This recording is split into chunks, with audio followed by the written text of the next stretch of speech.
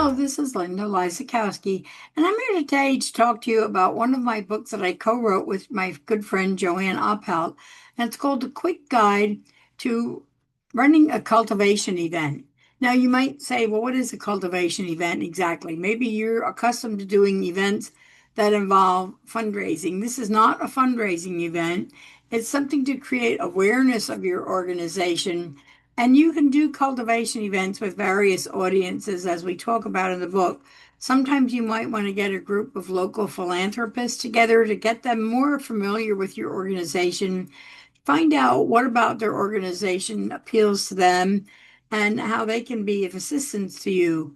Sometimes it may be potential board members, sometimes it may be potential business leaders whose businesses can be supporting your organization.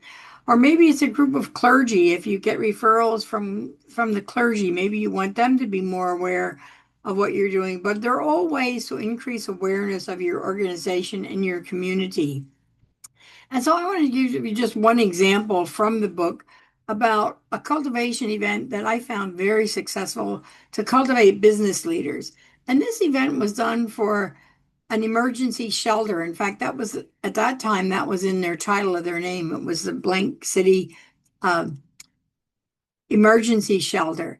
And most people, when they hear that word emergency shelter, have kind of a mixed view of what exactly it is. Oh, I guess this is a place where people can sleep for the night and maybe they get a hot meal and maybe they get a shower, but we're not sure exactly what they do and who they're sheltering and what services they're providing.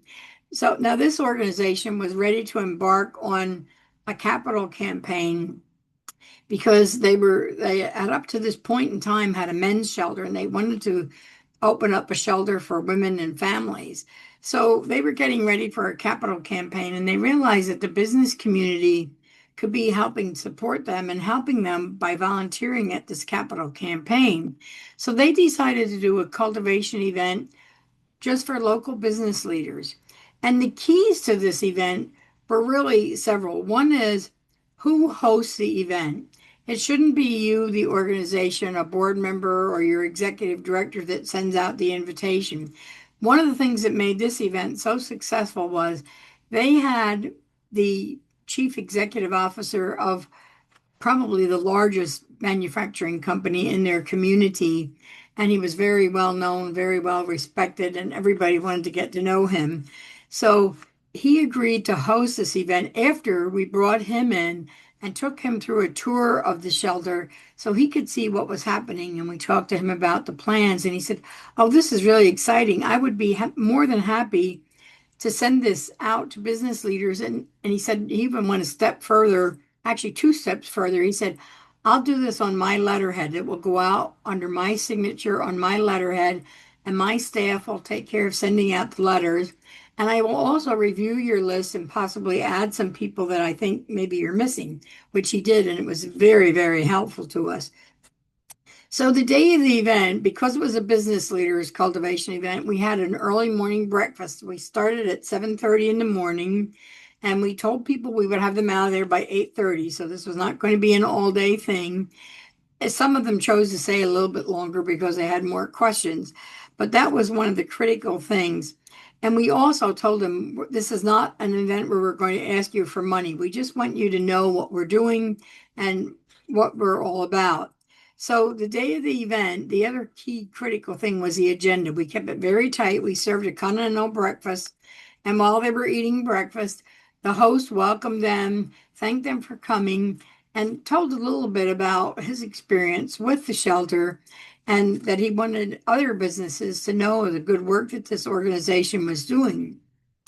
And then the executive director of the shelter got up and he spoke a little bit about the plans and what they had hoped to do to build this women's and children's shelter and talked about how much of a need there was in this community, which many people weren't aware of. I know I, as a business person and as an individual, wasn't aware of all the work this organization was doing. So we had the executive director talk about the plans for the shelter, and then we asked if people had questions and answers. And then we took them on a tour of the shelter. It was a very quick tour, didn't take a lot of time.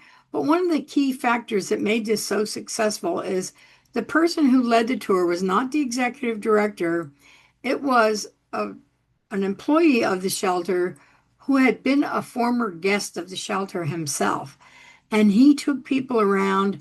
And at one point, when he got to the rooms where the men were sleeping, he said, well, they weren't sleeping when we were there, but where they slept.